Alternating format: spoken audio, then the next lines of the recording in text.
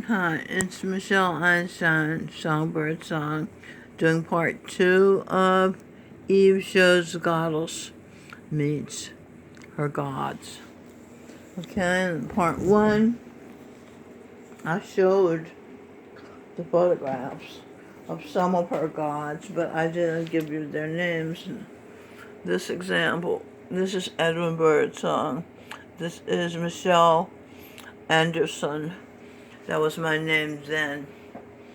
It's now Michelle Birdsong Einstein, a songbird song, something like that. Sometimes it's Angel Rosemary Songbird. This is my son sing a songbird song, McCartney. He's the first black Jesus Christ. And this is me, the first female Jesus Christ. This is Edwin Birdsong. After our divorce, we're dancing. He's looking at the camera, I'm looking at him. This is our second album called Supernatural. I named it that. I didn't think about why, I just did it. Okay, after my children left home, my husband left home, my daughter Robin took me to Stevie Wonder's townhouse where she had been living. She was on her way to Europe, to Luxembourg. And I was out. I was unconscious. I think I was getting ready to leave my body and leave the world. But while she was gone, Sing came every day and gave me medication.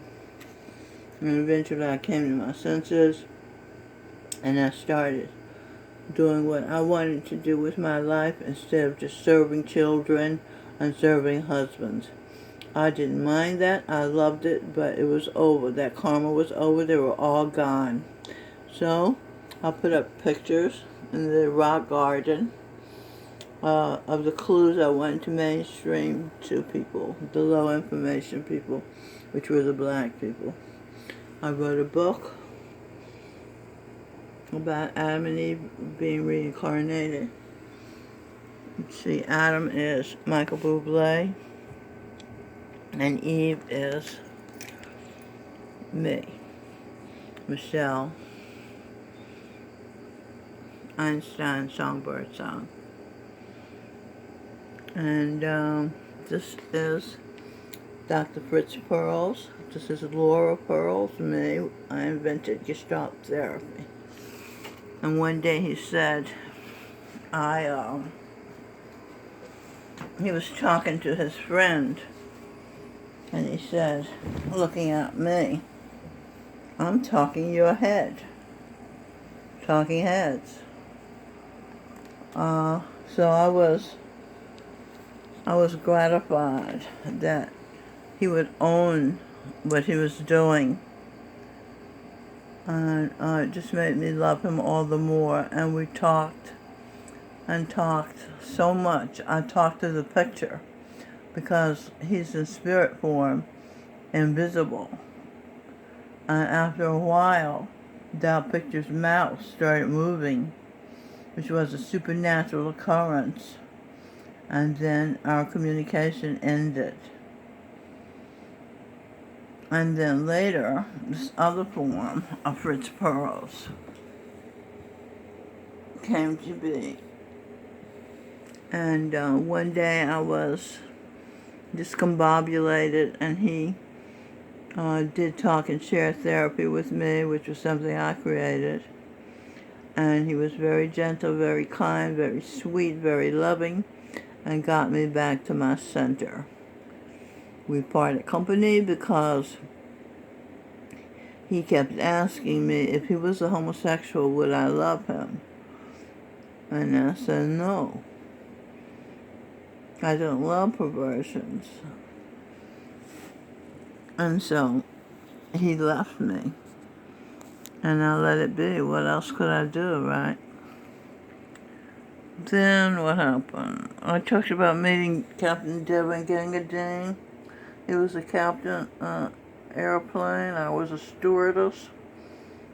We got married during this interview. I did a video showing how it happened with body language. No words passed. We didn't say, I love you, will you marry me? I do. We did it. We didn't talk about it. We didn't talk it. So he is now, look at his big muscles. He's now my husband.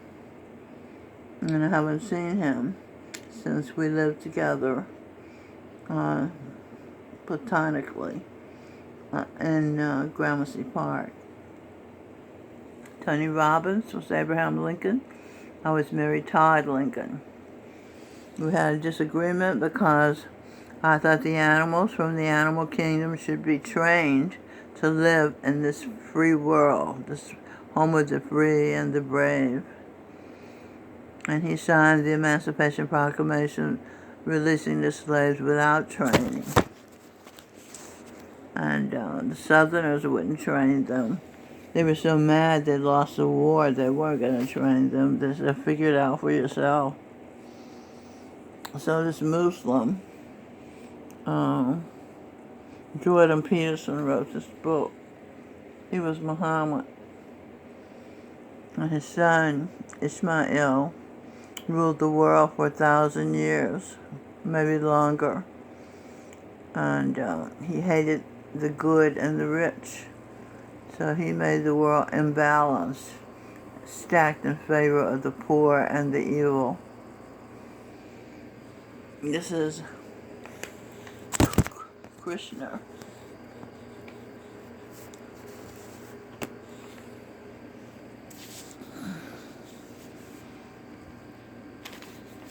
Let's see if I can get it so you can see it. Pull this up. There you go. Okay. That's Krishna. He's got his hand in his face. It's hard to see him. And that's me, Hari. Hare Krishna, Krishna Krishna, Hare Hare, Hare Krishna.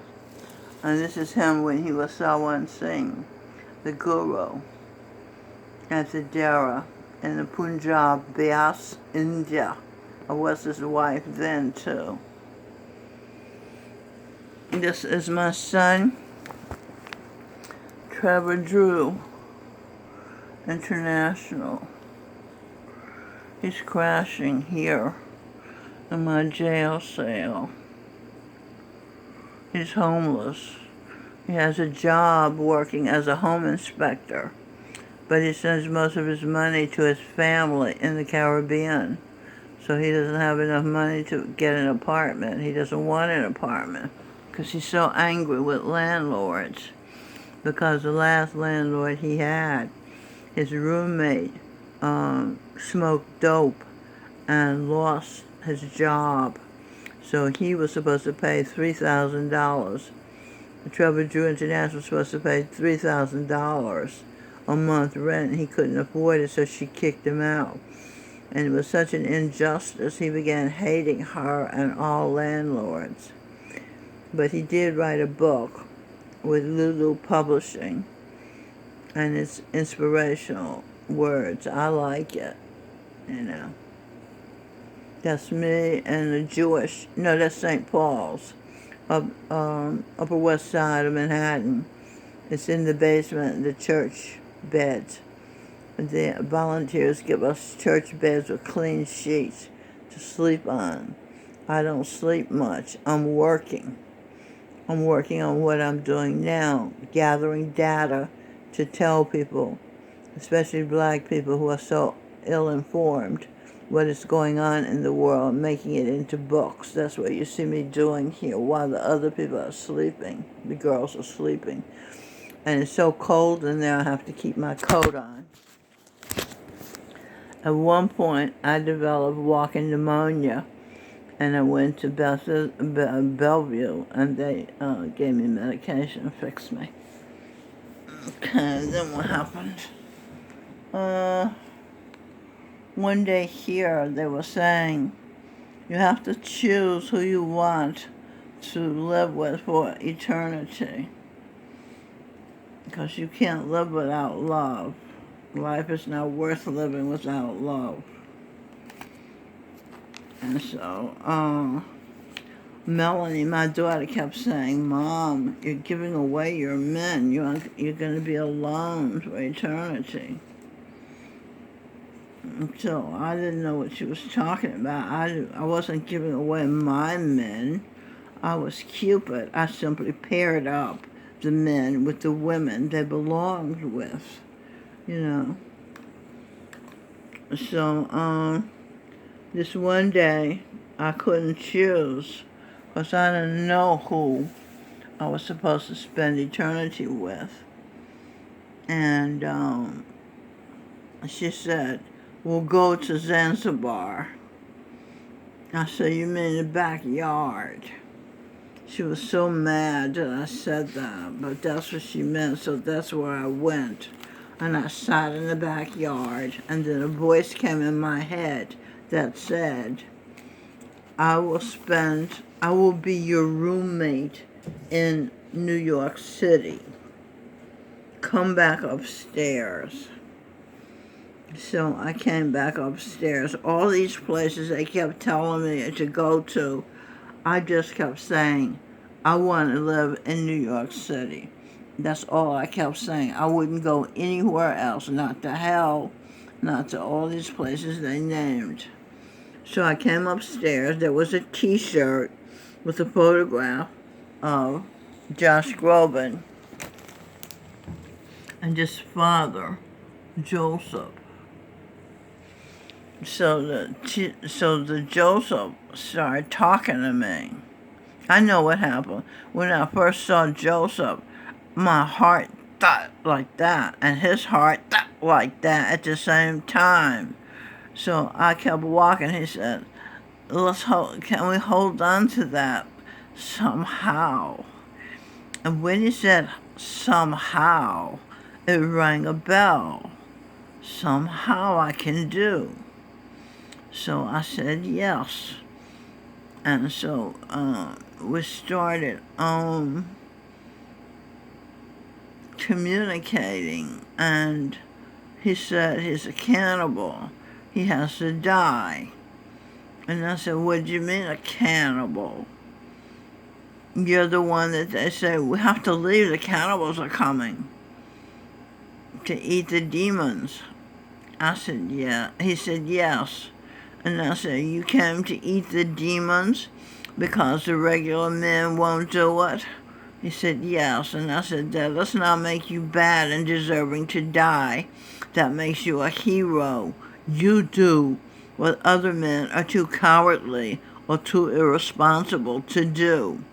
You are my hero. So I made a collage saying, a cannibal, immortal, hero, or something like that. And Maria Koch took it down, destroyed it, I guess. I don't know what she did with it. I know she took it down. And I was very angry because as far as I was concerned, we had come up with an answer. You know, we don't have to fear the cannibals as long as we're good people, you know, and they don't have to die because they're doing service to us, keeping the demons away from us by eating them. So Joseph said, if you melt me, I will leave you. I didn't quite know what he meant, but I guess I melted him. But first, he said, what are we going to do for eternity? What's so great about New York City? And I said, everybody's so creative. You know, we could go outside. So I took the T-shirt outside, and we sat at the sidewalk and ate pizza from the Italian pizza place next door to St. Francis of Assisi Residence 3, 148 8th Avenue in Chelsea. And I would comment to Joseph about what I was seeing. And I was opening his eyes to things to treasure that he had never even considered thinking were important enough to even notice, let alone be awed by. But I would say, wow, look at her hair. Who does her hair? And look at those sneakers. Where does she get those unusual sneakers? And what is he wearing there? And what are they talking about? What language are they speaking? So I was talking about the people walking past. And Joseph was wakening up. He was interested. He said, this is very interesting. You said we could take walks in New York. I didn't realize the walks would introduce us to new things and new people and new ways of dressing and new ways of speaking. And trees, you pointed out the trees, you said. Somebody's poem, I think that I shall never see a poem as lovely as a tree. Somebody told you, tell us that on YouTube. That's wonderful. So I'm giving Joseph light, as you can see, and I am getting light from the sun, my father. And Joseph is exciting me. See, it says, Rockcock, paper baby, sizzle, or Rockcock, sizzle, paper baby, appears. That's just saying that I am sizzling. I am so excited to meet Joseph again, and he makes me, because he would be a perfect man to be the father of a baby that I would have. So my body conceived a baby. And Joseph said, I will be your baby because I can't live with the fact that I ate people. So I said, oh, okay, if that's what you want. So he got in my uterus with the baby we had conceived, Ian Gruall, I think is his name, or Ian Caleb, sometimes we say it's going to be his name. And Joseph was unhappy to see the suffering I was going through. I didn't have enough money to eat what I wanted to eat. I would get dizzy and couldn't walk because I hadn't eaten enough. And I couldn't afford to pay anybody to go to the store. Eddie stole my $80. I had to buy Rogaine so I could grow my hair back. They took my hair. They took my voices. I was Charlotte Church. I was Ella Fitzgerald, Marian Anderson, Maria Callas, and Etta Jones, and other singers. I can't see Sarah Vaughan, and Edith Piaf, the French singer. See, so this was upsetting to Joseph. So he came out of my uterus. He said, you can't live without me. You can't live with me being a baby. You need me to be your husband. I will be your husband. And I was very glad. And he became so strong. I didn't worry anymore. He worked so hard. He wrote a book, how to have the best possible life. So I have written a book with Robin called Sneezy, the Greasy, babysits.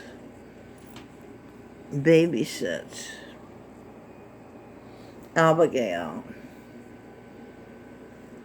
Sometimes I think Abigail is me, Abigail Adams, because I was married to the second president, John Adams, and I was married to the first president, George Washington. And then Sneezy, sometimes I think is some of the bad babysitters I had in life. And Robin discovered T.J. Robshaw doing an art show in London on the sidewalk with other artists. and he's magnificent. Look at the detail, making Sneezy so sleazy that he lives like this, you see. Isn't that amazing detail? He's clearly a genius. I came up with the title, me being Pran Shumar Karma, the Disney of India, and Robin being Dr. Seuss, rhymed my concept of Sneezy the Greasy Baby, says Abigail, and made it into a storybook. I self-published it myself. It cost me $2,000 or $3,000. We have mortgaged our house because my husband wanted to go into business for himself. And even though I know you don't mortgage the Golden Goose, I did it so he could have a job, a business, and not have to work at a job and be unhappy all the time. So, he broke even. That upset me. He thought he was good. I thought he was going to make a profit. Isn't that why he did that? Why do we mortgage the house? But anyway, I had extra money. So when my granddaughter, Jandara, was born, I gave her music lessons, art lessons, swimming lessons. We did everything. And Robin took her to the museums on Fridays, which were free. So, let's see what else. The son told me to stop looking at him. This is the last picture I took. I was taking the tree, and he let me have a little of him in the picture. Because, as the doctor had said to me, if you keep looking at the sun, you're going to go blind. I said, he wouldn't hurt me.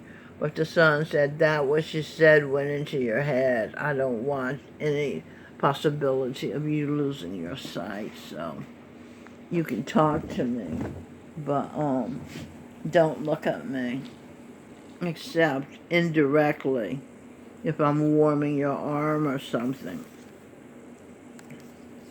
So I had this book by Bully Shaw.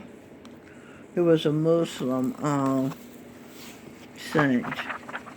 I didn't read too much of it because the Muslims turn me off. They're so mean to women. I don't like them. That you can't even buy a pretty dress if you're a Muslim. You're like a prisoner.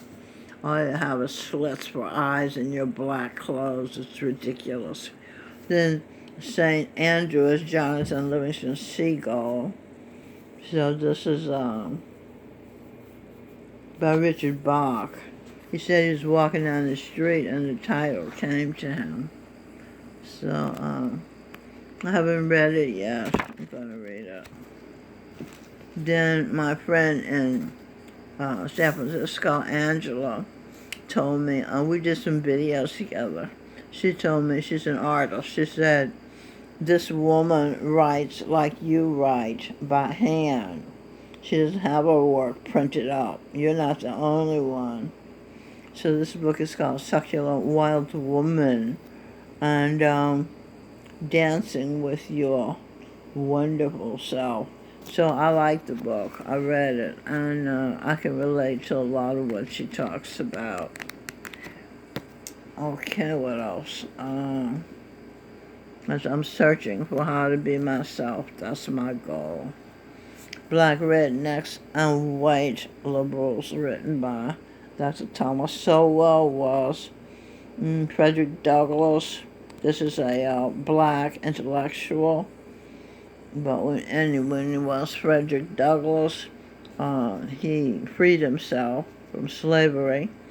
Abraham Lincoln said, I have no enemies because I make friends with my enemies. He made friends with Frederick Douglass, a former slave.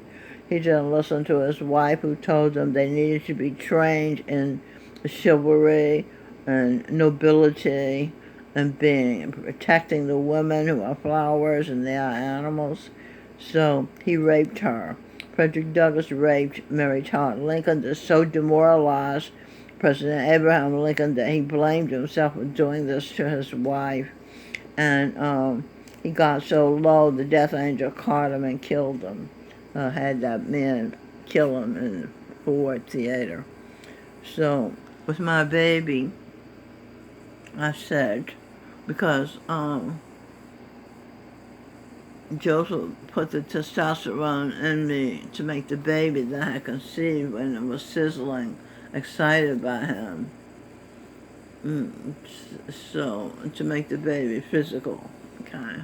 That's Jesus Christ. That's just a picture of a baby, but the real Jesus Christ was conceived this way. He was the son of the Son. But Joseph was a legal father for Jesus Christ. Now, I'm pregnant with Joseph's baby. You see, I'm showing him here. And he's very happy.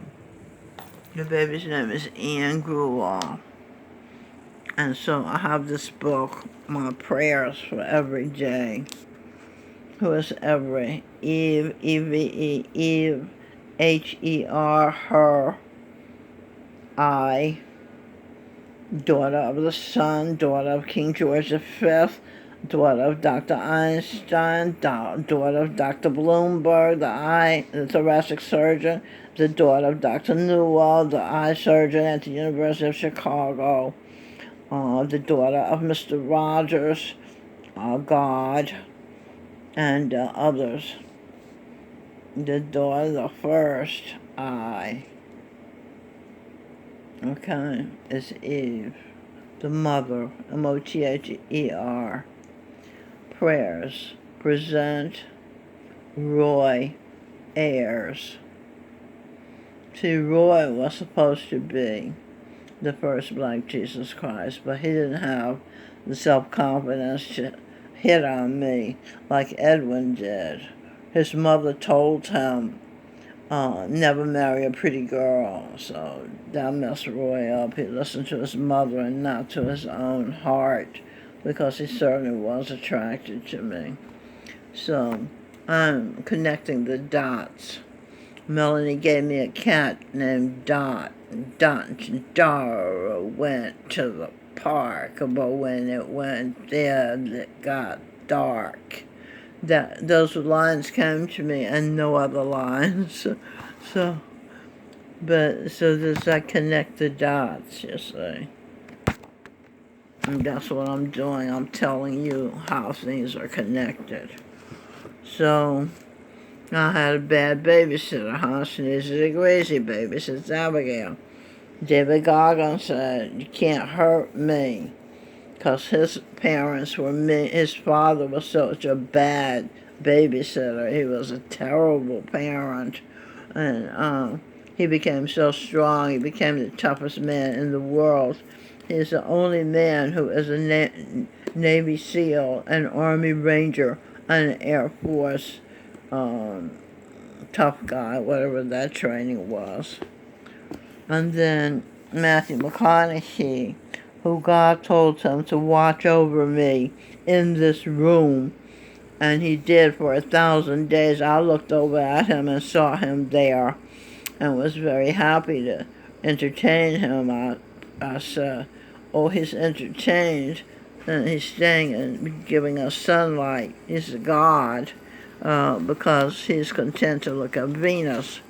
So that's fine. I don't mind being looked at all the time. Even when I have to go to the bathroom, it doesn't bother me. I have no guilt, Mary Magdalene said. So his book is called Green Lights. Okay, McConaughey, Matthew McConaughey. He's also King Kong. When he was King Kong, and I was very red, he kept eating me. But I kept telling him, if you keep eating me, there will be no me. And then we were Tarzan and Jane in the jungle. So as Matthew McConaughey, when he's not making a movie or writing a book, he goes to Africa and fights with the baddest fighter in the African tribes, and he always wins. Okay? But this book takes a cake. This book took Joseph 10 years to write.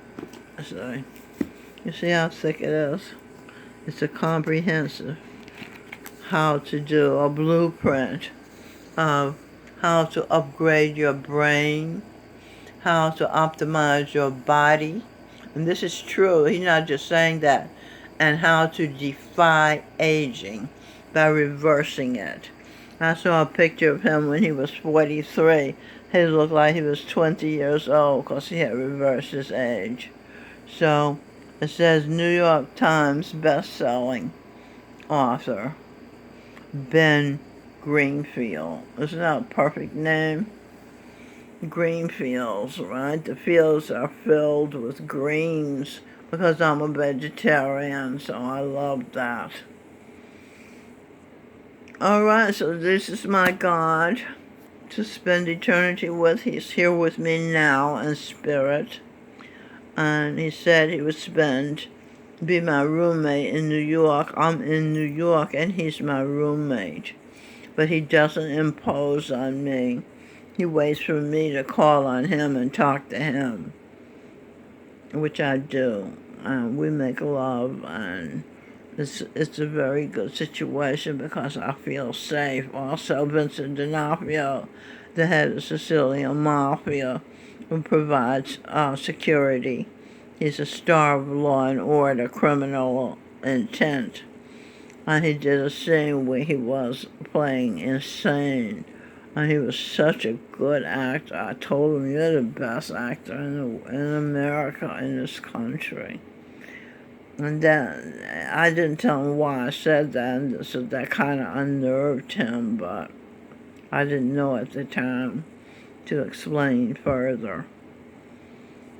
And Al Pacino, the Godfather, Don Vito Corleone's son, Marlon Brando is Don Corleone. He's up there on my collage that I made for Mother's Day, especially for Melanie Lynn Spear Jackson, my daughter, who has given me 4 grandchildren. So I wanted to acknowledge her and wish her a happy Mother's Day. And I also mentioned Happy Mother's Day to Robin because when she was Queen Victoria, she had 5 children. And one of them has been reborn as Meghan, Duchess of Sussex. Okay, so there, can you see Marlon Brando up there? Don Corleone. And let's see, Michael Corleone is Josh Groban. So he's got the Italian Mafia looking after me. And the rest of the Holy Royal family of good human beings, mystics, gods and goddesses, business magnates, geniuses, artists, entertainers,